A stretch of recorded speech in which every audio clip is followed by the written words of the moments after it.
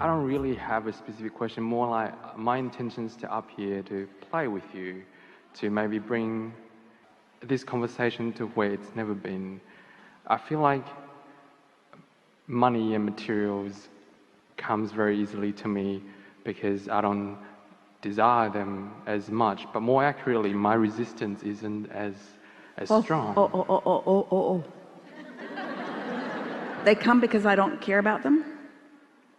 Well, they sort of just drop off the sky, but I mean, they don't. But to an outside person looking at my life, when I said, so you're saying you don't worry about it?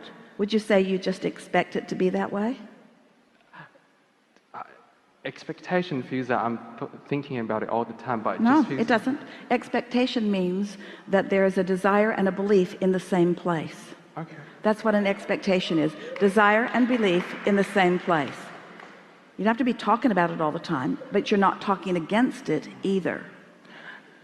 I asked for $10,000 and you said about try to do 20, 30, 40, 50% less. I offer no effort. It's just, I said, I'm just going to put it out there.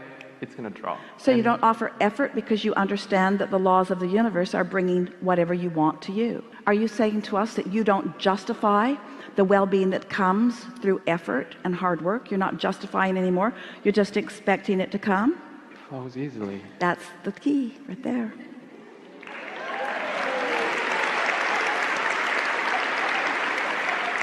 So how do you come to expect something that hasn't manifested? So you say, well, money isn't coming easy to me, and I'd like to be like that guy. I'd just like to expect it. But how do you expect something that hasn't been happening when you've been noticing what's been happening? What's the obvious answer? You have to notice a little less what's been happening. You have to stop taking score of what is. You have to find some way to put what is where it belongs. You have to put what is where it belongs in the past tense category. What is no longer matters, because what is does not have to continue to be the regurgitated active vibration. What is doesn't have to be the active vibration. What's wanted can be the active vibration. But what's the payoff for you? What are you going to focus on in order to stay focused on the vibrational reality rather than the manifested reality? How do you get yourself to focus forward instead of backwards? How do you stop looking at what is when what is so compelling? Something else has to be equally compelling. Let's play with this just for a moment, and then we will hear you. Please.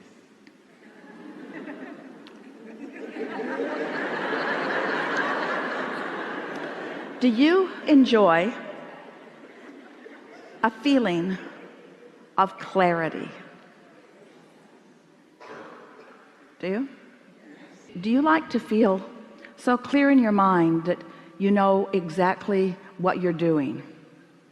You know, when you click into that, you know those moments in time when clarity is just so strong that it feels to you like you just can't get it wrong, at least not right now. Things are just really clicking for you. Is that something worth focusing on? And is it a condition or is it an unconditioned? We know these words sound awkward to you, but we're wanting to somehow cajole you into not facing reality anymore. Your reality is the platform that you bounce off of. But if you let it be what you are giving your undivided attention to, your reality will hold you apart from your motion forward. So you have to find a way to put reality where it belongs, which is past tense. It's old news. What's already manifested isn't where the sweet spot it is, isn't where the action is, it isn't where the energy is, it isn't where the fun is, it isn't where the leading edge is, it isn't where the new ideas are. It's the hatching of the new idea, it's the experience of the new rendezvous, it's the turning the vibration into a thought, it's the receiving of the thought, it's the conscious awareness that you've received a thought, it's the emotional feeling of worthiness that the thought has come, and the emotional feeling of positive expectation that that's going to amount to something. And every single thing you want, no matter what it is, material object, state of being, lover in your bed, pile of money, doesn't matter what it is, every single thing you want is because you believe you will feel better in the having of it. So if we can get you to just for 2 days, just for 2 days, say, what's the feeling that I'm reaching for? What's the feeling? So what did you come to talk to us about? It's sort of like a recalibration of step 5, embracing contrast with unconditional love. It feels like it's easier with material, but when it comes to people, when I put so much effort and care into someone, I would kind of like to keep them around a little bit, but then it just seems to flow in and out. But when I don't care about material, I couldn't care. When they come in, they go, I just let them go. But when it comes to people... well, people are the trickiest thing of all, because they've got their own opinions about what they should be doing with their lives. It's just really annoying that they don't line up to serve you in the way they need to.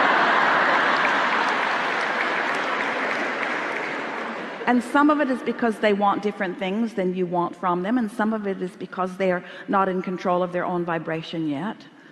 But people are really tricky. What you are best to do relative to people is just find a way of feeling good about what you're flowing to them, because if you are evaluating the conditions that they are flowing to you, you have no control of that. That's a cycle that you will never work your way out of. So when you said embracing the contrast, it kind of felt like embracing the part when I'm aware that I'm being a conditional lover, which means I understand that I want to be unconditional, but trying to stop the train sometimes it just adds momentum to the train. Now I want to embrace that contrast by go, oh well, I'm just gonna let it crash. Let us put just one little idea in this mix that is available to you all the time, but you haven't been receiving it. Oh, please. So we're just going to speak it to you in a see it, hear it, smell it, taste it, touch it way. We're going to put it in your ear so that you can contemplate it. But I'm ready. what if there's something that you want that's in your vortex, like the mastery of creation? What if there's something in your vortex that causes you to call someone to you who misbehaves? Ooh. I hear you. What if in them not jumping through the conditional hoops, wouldn't it be easy if everyone would just behave, and all you'd have to do is just observe their really good behavior and you could feel good all the time? Yeah. But you do not do anyone else a good service, and they certainly do not do you a good service when they work hard to keep you happy, because what they're doing is manipulating conditions, which is not sustainable. You found that out 9 days after you got married. It's not sustainable. But if someone has the audacity to not conditionally try to please you, so that you have to discover how to hook up with something that does please you apart from them, now you can, in a short period of time, master what true alignment is. I felt like the breakup in February was worth it once I found my alignment to be in that zone of realizing from broader perspective, to see that it was worth it, because now I truly understand what unconditional love is, rather than him being... But wouldn't it be great if, how often do you say, well, it was awful for a while, but then after the fact I now see that that was a beneficial thing? Wouldn't it be nice if you could accept that everything is a beneficial thing while it's happening? Yeah. Because one of two things is happening. Either it's bringing you clarity, it's either enhancing your desire, or it's in this moment satisfying your desire.